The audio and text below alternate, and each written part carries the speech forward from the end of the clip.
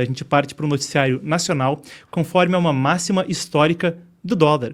A moeda norte-americana chegou a picos de 6,20 e já fecha há 2 dias seguidos por volta de R$6,09.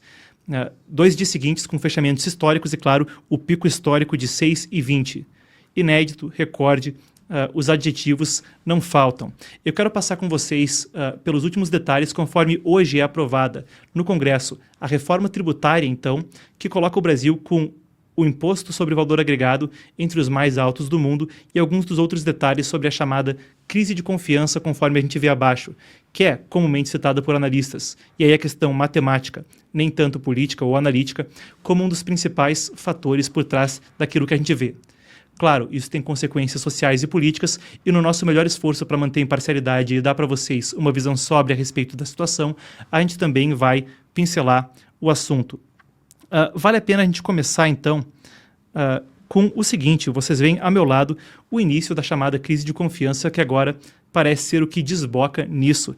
Essa é a matéria que vem depois do anúncio do pacote fiscal do ministro Fernando Haddad. Vocês vão lembrar que no final de novembro ele falava sobre um corte de gastos. O corte, não segundo eu, mas segundo o IFI, Perdão, aqui eu confiro nas minhas notas para não cometer uma gafe. Instituição Fiscal Independente apontou em análise preliminar, a matéria foi publicada na Agência Senado, que o pacote de corte de gastos anunciado pelo governo era insuficiente para reverter os déficits primários projetados para os próximos anos. As projeções que vinham no início do governo Lula acabaram fracassando, e a situação fica uma onde o governo acaba gastando mais do que arrecada. A crise de confiança pública vem pela insolvência nas contas públicas. E o resultado de falta de confiança é, ora, uma fuga de patrimônios. A questão aí não é nem política, mas principalmente matemática. O que, claro, também deixa o crédito mais caro, com a elevação da taxa de juros. O que também não ajudou foi a entrevista que veio no Fantástico no domingo, após essa questão do pacote de gastos, crescimento de juros, um pacote que parecia não solucionar os problemas, e vem o pronunciamento do presidente Luiz Inácio Lula da Silva no domingo, como eu disse, ele falou ao Fantástico da Rede Globo, falando que ninguém tem mais responsabilidade fiscal do que ele. Uma declaração que pode levantar alarmes para alguns, dado que, a fala não reflete a estatística. Vamos lá então, a gente tem o Lula falando, vamos ouvir. Com essa bobagem, ninguém nesse país, ninguém, Sônia, ninguém, vou repetir, ninguém nesse país do mercado tem mais responsabilidade fiscal do que eu. Não é a primeira vez que eu sou presidente da República. Eu já governei esse país e entreguei esse país crescendo 7,5%. Entreguei esse país com a massa salarial mais alta desse país. Entreguei esse país, numa situação muito privilegiada. É isso que eu quero fazer outra vez. E não é o mercado que tem que ir preocupado com os gastos do governo, é o governo. Porque se eu não controlar os gastos, se eu gastar mais do que eu tenho, sabe quem vai pagar? O povo pobre. Então, eu quero te dizer, Sônia, que é o seguinte: nós fizemos aquilo que é possível fazer, mandamos para o Congresso Nacional. A única coisa errada nesse país é a taxa de juros estar acima de 12%. Essa é a coisa errada. Não há nenhuma explicação. A inflação está 4 e pouco, é uma inflação totalmente controlada. Totalmente controlada.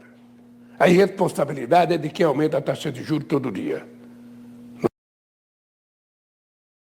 Bom, então é a responsabilidade de quem aumenta a taxa de juros todo dia. Taxa de juros até que já come boa parte do corte de gastos, pois, claro, quando a taxa de juros sobe, sobe aquilo também que é cobrado sobre as dívidas do governo. E se fala que o povo pobre é quem deve pagar a conta, o timing é infeliz, mas também é aprovada hoje, como eu dizia no Congresso, a reforma tributária que coloca o Brasil, claro, unifica uma série de impostos e, em tese, simplifica o pagamento de tributos, mas também coloca o Brasil acima da Hungria como o país com o imposto sobre valor agregado mais caro do mundo. Mesmo o texto do projeto, em tese, não permitiria que tivéssemos um imposto sobre valor agregado acima de 26,5%. Com as minúcias, parece que vai ficar acima disso e que depois, para tentar segurar em 26,5%, terá que haver discussão posterior e leis complementares. Pois é, o chat até me complementa falando que a Hungria, que é 27%, o Brasil deve chegar a 28,5%. Seja como for, fica aí, se não entre se não o mais elevado do mundo, entre os que são os mais elevados do mundo. O parecer da crise de confiança que, reitero, parece não ter nada de político e ser muito mais uma questão matemática, passa por um ex-diretor do Banco Central. Eu quero trazer para vocês o que ele falou ontem à CNN. Vamos lá. De ataque especulativo, algo orquestrado dentro do mercado financeiro, é um verdadeiro absurdo. Ninguém ganha com uma história como essa. Todo mundo perde, os juros altos dessa maneira, se deprecia os ativos de modo geral. Isso é ruim para todo mundo e fica muito difícil, especialmente, por exemplo, para a indústria de administração de recursos, como administrar recursos com competência num ambiente tão instável quanto esse. Já houve um período agora atrás, há não muito tempo, em que muita gente apostou firmemente na melhora do Brasil. Então, aplicações financeiras em juros pré-fixados elevados, achando que dali para frente ia ser só ladeira abaixo, venda de dólares. Todo mundo que fez esse tipo de estratégia, apostando que ia dar certo, perdeu muito dinheiro. Então, não tem como, não faz sentido uma coisa desse tipo. Agora, o que parece para mim é que o governo vai colher justamente o contrário do que ele está pensando. Ele vai se prejudicar politicamente, porque eu não consigo ver outra saída, outro direcionamento para o que está acontecendo, a não ser uma alta na taxa de inflação. Eu temo que o Brasil já esteja, neste momento, numa fase de inflação ascendente, 4,6% no ano passado, em torno de 5% neste ano, e a gente está caminhando para uma coisa superior a isso no ano de 2025. É o que me parece. Muito bem, a gente já viu então o Júlio Sena, que é ex-diretor do Banco Central, e o que vocês viram no início da fala dele sobre um ataque especulativo é algo que repercutiu nas redes anteriormente, a gente vai chegar lá muito em breve.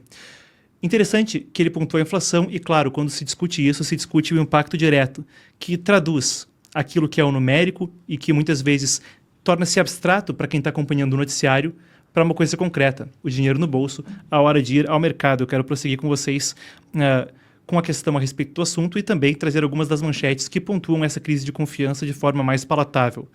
Essa ainda no campo mais abstrato, ou pelo menos no menos palatável para a gente que acompanha o noticiário diariamente sem a ênfase na economia, mas o Morgan Stanley rebaixou o Brasil em termos de grau de investimento e disse que pode piorar antes de melhorar, mostrando que a observação transcende a discussão político-partidária nacional e vai para o que os investidores fora do Brasil mesmo olham. Afinal, quando se fala de dólar, também se fala de investimento estrangeiro. Seguindo nisso, tem uma questão interessante que vem do Brazil Journal, publicação especializada, que segue pelo slogan de que quem faz o PIB lê, e é uma das publicações especializadas mais lidas a respeito do assunto. Eles fizeram um bom trabalho entrevistando um banqueiro. O banqueiro vai pelo apelido de Carlito, eu confiro agora o nome completo. Perdão, pessoal, me escapou a aba aqui nas minhas guias. Perfeito, vamos às notas então.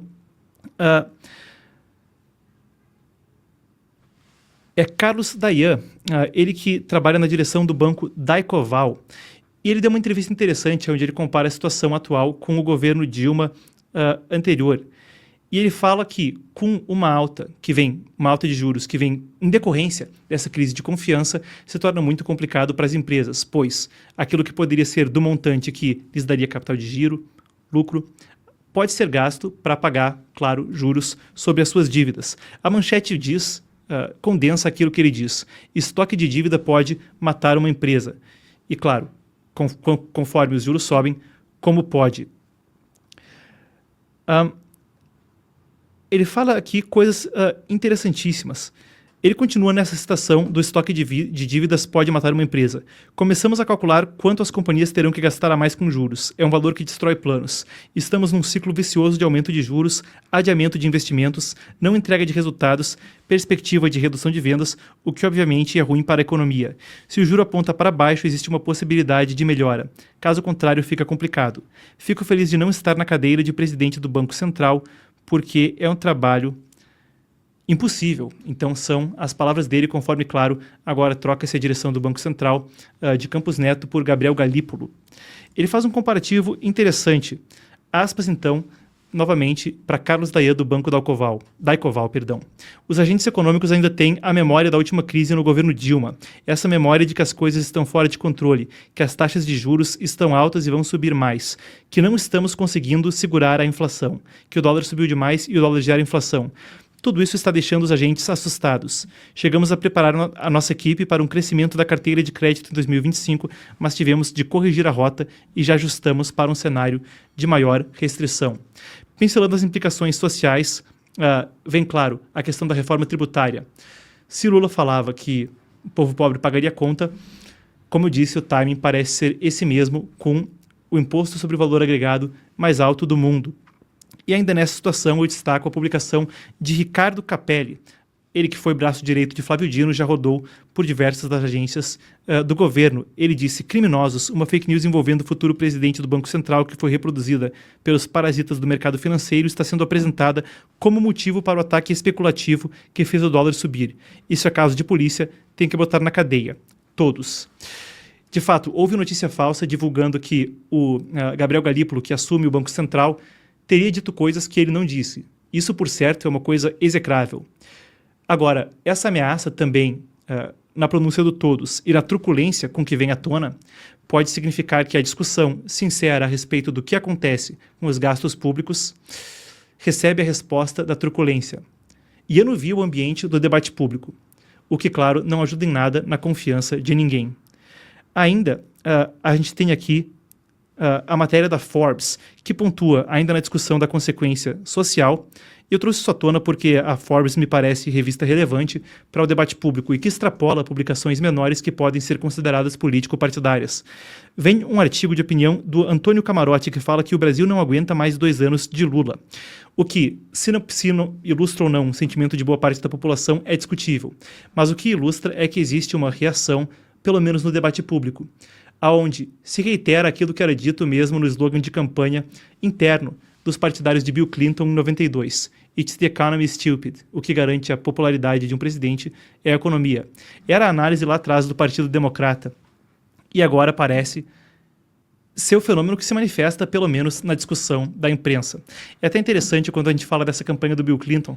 Eu vejo se eu consigo resgatar de memória, porque eu acho que é interessante para dar perspectiva, ajudar a educar e enriquecer o nosso debate aqui no noticiário. Se eu não me engano, o debate interno naquela campanha do Bill Clinton em 92 era, primeiro de tudo, It's the economy, stupid, é a economia idiota. 2, vamos baixar o custo da saúde. O 2 era diferente versus mais do mesmo, eles são os velhacos e nós somos os novatos que vão mudar tudo. E terceiro era, não esqueça da saúde.